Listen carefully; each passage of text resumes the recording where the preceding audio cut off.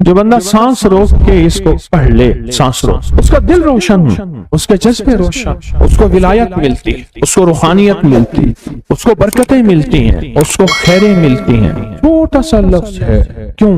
فرشتوں کی تبدیلی کا وقت ہے۔ عصر کے وقت جو بندہ عمل کرے گا اس کو 2 فرشتے ملیں گے، آنے والے بھی جانے والے۔ کسی بھی نماز میں 2 فرشتوں کی آمد نہیں ہوتی، ایک فجر میں اور ایک عصر میں، ایک آنے والے ایک جانے والے۔ آنے والے کہیں گے یا اللہ یا لا یجلیھا لوقتھا الا ہو، پڑھ رہا تھا، اللہ پاک فرمائیں گے اس کا جذبہ کیا تھا؟ یا اللہ اس کا جذبہ تھا دل روشن ہو جائے، زندگی روشن ہو جائے، اندھیروں سے نکل جاؤں، دل کی دنیا آباد ہو جائے، من کی دنیا آباد ہو جائے اور جذبوں کی دنیا آباد ہو جائے، یا اللہ یہ جذبہ تھا۔ اور ایک فجر کا وقت ہوتا ہے، جس فجر کے وقت میں یہ 2 چیزیں تبدیلیاں ہوتی ہیں۔ عصر کے وقت ایک اور بھی فیصلہ ہوتا ہے، وہ اولاد اور نسلوں کا فیصلہ ہوتا ہے۔ یہ میری بات یاد رکھیے، اولاد اور نسلوں کا فیصلہ عصر کے وقت ہوتا ہے۔ اس لیے فرمائے جو بندہ عصر کے وقت یا رحمان پڑھے، میں جو بندہ عصر کے وقت 11 بار یا رحمان پڑھے گا، کیا پڑھے گا؟ صرف 11 بار یا رحمان پڑھے گا عصر کے وقت، اللہ اس کی نسلوں کے فیصلے فرماتے ہیں۔ بڑی قیمتی بات، نسلوں کے فیصلے فرماتے ہیں، نسلوں، اللہ اس کی نسلوں کے فیصلے۔ اس وقت بے اولادی بڑھ رہی ہے، بہت بڑھ رہی ہے، حد سے زیادہ بڑھ رہی ہے، بے اولادی بہت بڑھ رہی ہے اور حد سے زیادہ بڑھ رہا ہے۔ اللہ اس کی نسلوں کے لیے فیصلے فرماتا ہے۔ دیکھیں اللہ نے 2 چیزوں کو فرمایا ہے کہ تم ان کو پسند بھی کرتے ہو اور اس پہ تمہیں فخر بھی ہے، المال والبنون، ایک مال اور ایک بیٹے۔ یہ تمہارے لیے 2 چیزیں پسندیدہ ہیں، مال اور بیٹے۔ فجر کے وقت مال ملتا ہے، عصر کے وقت بیٹے ملتے ہیں۔ عجیب بات، فجر کے وقت کیا ملتا ہے؟ بولیں، اور عصر کے وقت؟ اچھا، فجر اور عصر کی تقسیم ہے، عجیب تقسیم ہے۔ عصر کے وقت طلسمات بہت ٹوٹتے ہیں، یا تو بہت ٹوٹتے ہیں، بندشیں بہت ٹوٹتی ہیں، کیونکہ عصر کا وقت اصل میں بڑا نازک ہے، ظہر اور مغرب کے درمیان کا نازک وقت۔ انسان نے ظہر کو وقفہ کیا، فجر کا کام کیا ہوا، اب وہ اس کو مغرب قریب نظر آتی ہے، اور یہ نماز بہت حساس نماز، بہت حساس، بہت حساس۔ فجر کا جو بندہ فجر کو قیمتی بنا لے گا، اللہ اس کی نسلوں میں روزی نہیں چھینے گا، اس کی نسلوں میں رزق نہیں چھینے گا، اس کی نسلوں کے اندر روٹی نہیں چھینے گا، اس کی نسلوں میں قرضے نہیں ہوں گے، اور اس کی نسلوں میں فقر نہیں ہوگا، اس کی نسلوں میں غربت نہیں ہوگی، اور اس کی نسلوں میں مفلسی نہیں ہوگی۔ اور لفظ مفلسی فلوس سے ہے، فلوس کہتے ہیں مال کو، پیسوں کو، عرب میں کہتے ہیں فلوس معافی، پیسے نہیں ہیں، مفلسی فلوس سے نکلے۔ اللہ پاک اس کی نسلوں سے مفلسی نہیں دیں گے جو فجر کے وقت کو قیمتی بنا لے۔ تھوڑا سا وقت فجر کا، اور ہے نازک سا وقت، عصر کا وقت بھی بڑا نازک سا ہے، آیا اور گیا۔ ظہر کا وقت بہت لمبا، مغرب کا وقت عشاء تک، عشاء کا وقت فجر تک، فجر سے پہلے سارا عشاء۔ عصر کا وقت بہت نازک ہے اور فجر کا وقت بہت نازک۔ یہ 2 وقت فیصلوں کے ہیں، اور ان 2 وقتوں میں جو بندہ فیصلے کروا لے وہ اندھیری دنیا سے نکل جائے گا، بیٹے، نعمتیں، رزق، عزتیں اور برکتیں پائے گا۔ اور میں نے پہلے بھی عرض کیا کہ فرشتوں کو دوست بنائے، فرشتے جب دوست بن جائیں گے ہمارے ہر کام میں، ہر مشکل میں ہمارا ساتھ، ان سے ہمارا تعلق بن جائے گا، ان سے ہمارا انس ہو جائے گا، ان سے ہماری دوستی ہو جائے گی، انس ہو جائے گا، دوستی ہو جائے گی۔ پھر جو کام کہیں گے وہ فرشتے ہمارے کاموں میں لگ جائیں۔ کیوں؟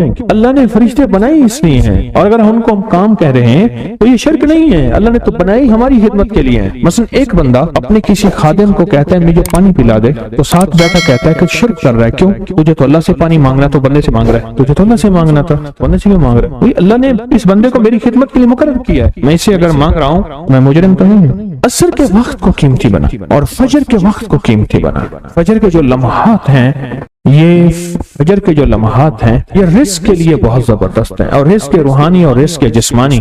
جو کہتا ہے میرے گھر میں رزق ختم نہ ہو، میری نسلوں میں رزق ختم نہ ہو، اور میری نسلوں میں فاقے نہ ہو، غربت نہ ہو، بڑے تمنگر دیکھے، بڑے مالدار دیکھے، ایسے لوگ دیکھے جن کے پاس خزانے ہی خزانے تھے، لیکن فقر اور فاقے کی جب لپیٹ میں آئے تو ہر چیز ختم ہو گئے۔ کیونکہ جب دینے پہ آتا ہے ان گنت دیتا ہے، اور جب لینے پہ آتا ہے ان گنت لیتا ہے، اور اتنا لیتا ہے کہ فقر، فاقوں اور غربت کی انتہا ہو جائے۔ اپنی زندگی کے سفر میں ان 2 اوقات کو قیمتی بنا، کالی دنیا سے نکل جائیں گے۔ اچھا، پھر کالی دنیا کے ساتھ کالے روگوں سے نکل جائیں گے، ایسے روگ، ایسے مسائل، ایسے مشکلات جو مجھے زندگی میں الجھا دیں، جو میرے رزق میں مجھے الجھا دیں، جو میری صحت میں مجھے الجھا دیں، جہاں ناکامیاں اور پریشانیاں میرے ارد گرد پیدا کر دیں، اور میرے حالات میں مجھے تنگیاں آ جائیں، میرے حالات میں مجھے سختیاں آ جائیں، काले रोग ऐसे हों, लोग मुझे छोड़ दें, लोग मुझसे मुंह मोड़ जाएं, मुझे छोड़ दें, मुझसे मुंह मोड़ जाएं।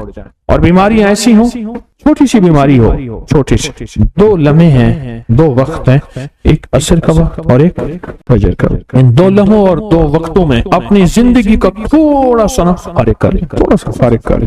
काली दुनिया यूं गई, काले लोग यूं गए, काले रोग यूं गए, चल हर चीज गई, खत्म, हर चीज खत्म, हर चीज गई। और जिंदगी में चैन, सुकून, राहत, रहमत, इज्जत, बरकत और सुकून और खुशियां खुशहालियां और खुशियां खुशहाली। अगर हमारा दिल रोशन हो जाए तो हम अंधेरे के सफर से निकल आए। उसके लिए काम करें। 2 वक्त ऐसे हैं जिनमें फरिश्ते आते हैं, 2 वक्त ऐसे हैं जिनमें फरिश्ते आते हैं।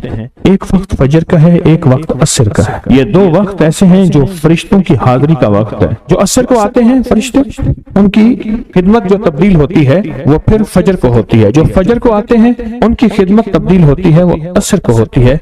2 वक्त ऐसे हैं, इसलिए आपने देखा होगा फजर और असर के बाद अक्सर बैठ के थोड़ी देर तस्बीहात पढ़ते हैं। उसकी वजह यही, ये 2 वक्त ऐसे हैं जब हाजिरियां तब्दील होती हैं। इन 2 वक्तों में फरिश्तों के जरिए अल्लाह के पास कुछ पैगामात पहुंचा दे कि अल्लाह तेरा दोस्त बनना चाहता हूँ, इस दिल की दुनिया को आबाद करना चाहता हूँ, इन जज्बों को पाक करना चाहता हूँ और तेरी महबूबियत चाहता हूँ और तुझे महबूब बनाना चाहता हूँ। अल्लाह तू चाहता तो हो जाएगा, तू चाह ले। और अल्लाह का एक निजाम है, अल्लाह का एक निजाम है और वो निजाम रब का सच्चा निजाम, वो निजाम रब का सच्चा निजाम। और वो निजाम क्या है?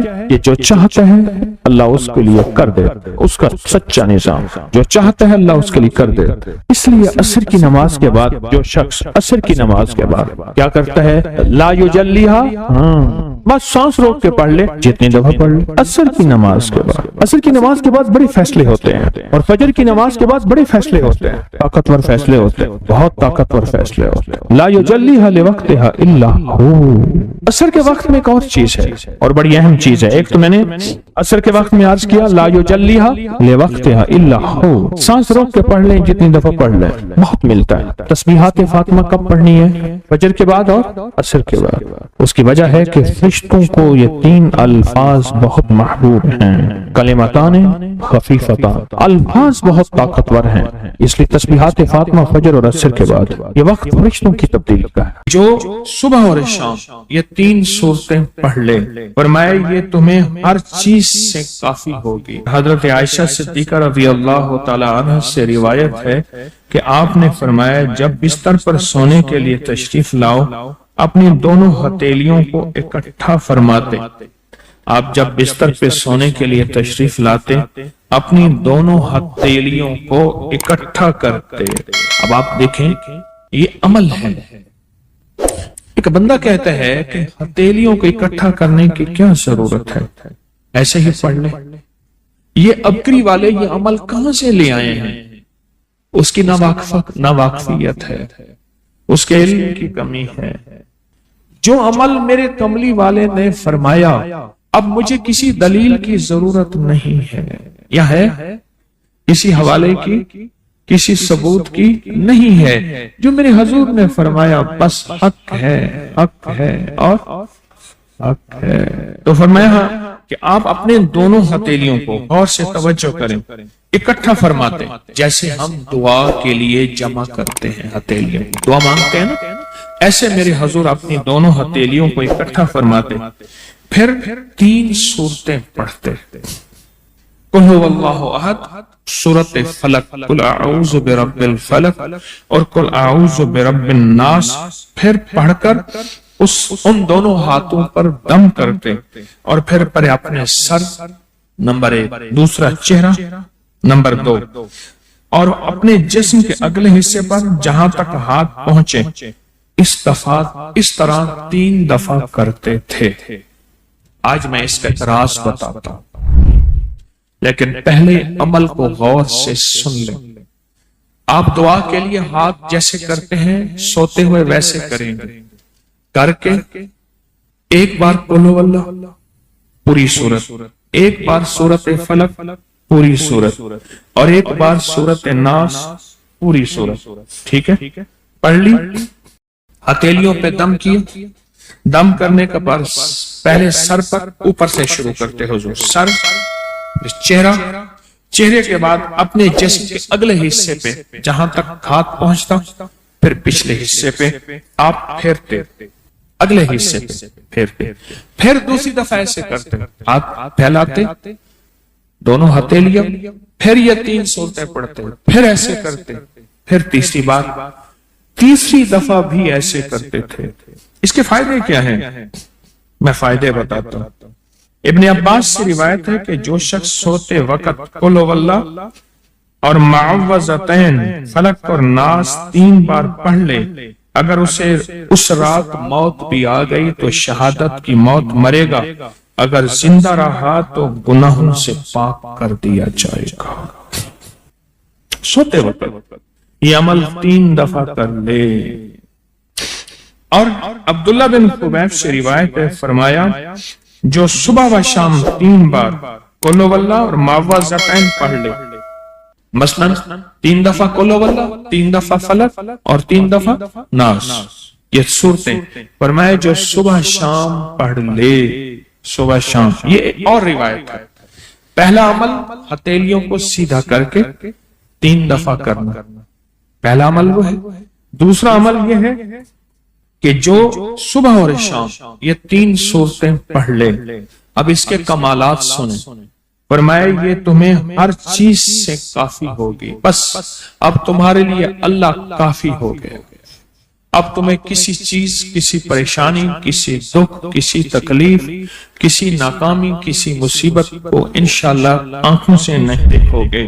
یہ جو ہم دعا کے لیے ہاتھ پھیلاتے ہیں یہ دراصل کشکول ہے کہ مولا میں خالی ہوں، میں فقیر ہوں، میں منگتا ہوں، میں پیاسا ہوں، میں عاجز ہوں اور تو شہنشاہ ہے، مجھ فقیر کو عطا فرما۔ ہم دعا کے لیے ہاتھ پھیلاتے ہیں تو 2 بندہ دونوں ہاتھوں میں دعا کے لیے ہاتھ پھیلاتا ہے اور پھر یہ 3 صورتیں پڑھ کے پھونک مارتا ہے۔ ان تمام 3 صورتوں کا نور، اس کا سرور، اس کی برکت، اس کی رحمت اور اس کی عطا اس کے ہاتھوں پہ آتی ہے، پھر اس ساری عطا کو اپنے پورے جسم پر پھیرتا ہے تو ایسے ہے اس کے پورے جسم پہ ایک نور کا حصار، دیوار، ایک نور اس کے جسم پہ، پھر اس کو دنیا کا کوئی حسد کا تیر، کوئی جادو کا تیر اس پہ وار نہیں ہوتا، کوئی دشمن کا ایسا تیر جو انتقام کا ہو، ناکامی کا ہو۔ ایک چیز ہے، ایک دعا ضرور پڑھا کرے، اللہم انی اعوذ بک من زوال نعمتک، بس اللہم انی اعوذ بک من زوال نعمتک، اے اللہ مجھے نعمتوں کے زوال سے بچا، نعمتوں کے زوال سے۔